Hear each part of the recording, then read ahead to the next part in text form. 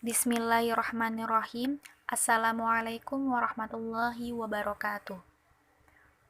Pada kesempatan kali ini, kami dari kelompok 4 akan mempresentasikan hasil makalah kami yang berjudul Kisah-Kisah Al-Quran.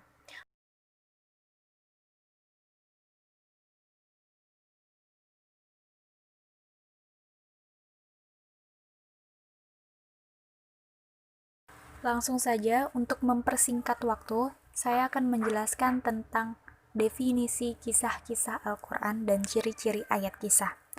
Dilihat dari segi terminologi, kata kisah berarti berita-berita mengenai permasalahan dalam masa-masa yang saling berturut-turut, sedangkan kosos adalah akar kata masdar dari kata kososo yakusu. Secara lugawi, konotasinya tak jauh berbeda dari yang disebutkan di atas, yang dipahami sebagai cerita yang ditelusuri. Dari pengertian yang dijelaskan di atas, setelah memperhatikan kisah-kisah yang diungkapkan oleh Al-Quran, maka kita dapat menerima pengertian yang dikemukakan oleh Mana Al-Qattan, bahwa yang dimaksud dengan kisah Al-Quran ialah informasi Al-Quran tentang umat-umat yang silam, para nabi dan peristiwa-peristiwa yang terjadi. Sedangkan ciri-ciri ayat kisah. Ciri-cirinya hampir sama dengan ayat Makkiyah dan Madaniyah, dikarenakan ayat kisah merupakan deskripsi dari ayat Makkiyah dan Madaniyah. Adapun ciri-cirinya sebagai berikut. Yang pertama, setiap surat yang di dalamnya ada ayat sajadah. Kedua, setiap surat yang di dalamnya ada lafal kalla 33 kali dalam 15 surat. Dan ketiga, setiap surat yang di dalamnya ada ayat ya ayyuhan nas, tidak ada ya ayyuhalladzina amanu, kecuali surat Al-Hajj. Mungkin cukup sekian hasil dari presentasi saya, kurang lebihnya mohon maaf. Macam-macam kisah dalam Al-Quran. Ada beberapa macam kisah di dalam Al-Quran ditinjau dari segi waktu, yakni terbagi menjadi 3. 1. Hal gaib yang terjadi di masa lalu.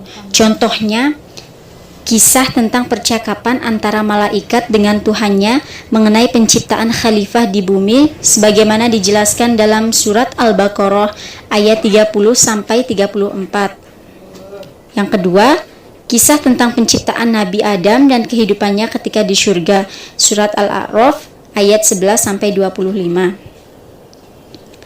Nah, yang kedua macam-macam kisah dalam Al-Quran, yakni kisah hal gaib pada masa kini. Yang pertama, kisah tentang turunnya malaikat-malaikat pada masa Lailatul Qadar, surat Al-Qadar ayat 1-5. Yang kedua, kisah tentang kehidupan makhluk-makhluk gaib seperti jin, setan, atau iblis terdapat dalam surat Al-A'raf ayat 13-14. Nah, yang ketiga macam-macam kisah dalam Al-Quran, yakni kisah-kisah para nabi terdahulu. Pertama, kisah Nabi Adam. Yang kedua, kisah Nabi Nuh. Yang ketiga, kisah Nabi Idris. Dan yang keempat, kisah Nabi Yunus dan nabi lainnya. Sehingga kisah-kisah para nabi tersebut menjadi informasi yang sangat berguna bagi upaya meyakini para nabi dan rasul Allah. Keimanan dan para rasul merupakan suatu keharusan bagi umat Islam yang harus ditambahkan semenjak usia dini.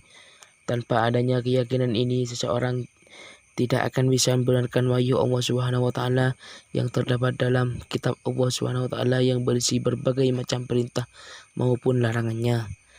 Kisah para nabi dijadikan teladan bagi kehidupan seseorang, bahwa sesuatu yang ada dalam Al-Quran benar-benar terjadi, karena segala sesuatu yang ada di dalam Al-Quran merupakan firman-firman Allah yang diturunkan kepada Nabi Muhammad SAW melalui perantara malaikat Jibril.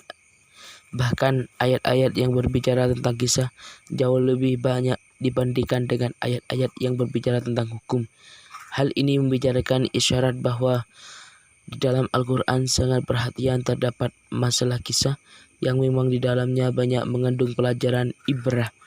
Dan kisah-kisah yang berada dalam Al-Quran juga harus kita percayai karena benar-benar mutlak sebagai pelajaran yang dapat dipetik oleh umat muslim, ataupun agar para ulama muslim tahu betapa besarnya perjuangan para nabi, sahabat, dan orang-orang terdahulu.